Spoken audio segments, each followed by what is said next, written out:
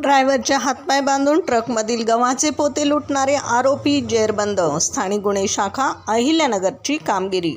सविस्तर वृत्त असं, ड्रायव्हरचे हातपाय बांधून ट्रकमधील गव्हाचे पोते लुटण्याची घटना दिनांक 27 जानेवारी रोजी देहरे टोलनाक्याजवळ घडली होती.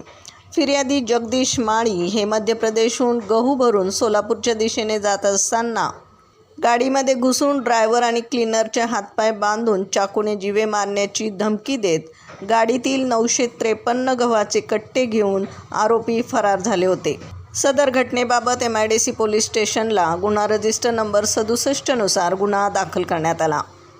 तपास पथकाने तात्काळ घटना ठिकाणी भेट देऊन माहितीच्या आधारे शोध घेतलाय. आरोपी अर्जुन सिंह नारायण सिंह सरदार, सागर सिंग गुरुदास सिंग सरदार, कल्ला शबीरा कोहरी आणि रतिलाम मदनलाल कोहरी सर्व राहणार मध्य प्रदेश यांना ताब्यात घेण्यात आलंय. आरोपींकडून चोरी केलेला गहू ट्रकसह 35,40,000 रुपये किमतीचा मुद्देमाल जप्त करण्यात आलाय. सदरची कारवाई पोलीस अधीक्षक सोमनाथ घारगे यांच्या मार्गदर्शनाखाली पोलीस निरीक्षक किरण कुमार कबाडी, अनंत सालगुडे, संदीप मुरकुटे, महादेव गुट्टे, शाहिद शेख, गणेश धोत्रे, विष्णू भागवत, विजय पवार आदींसह पथकाने केली आहे. प्रतिनिधीसह महाराष्ट्र जनता न्यूज, अहिल्यानगर.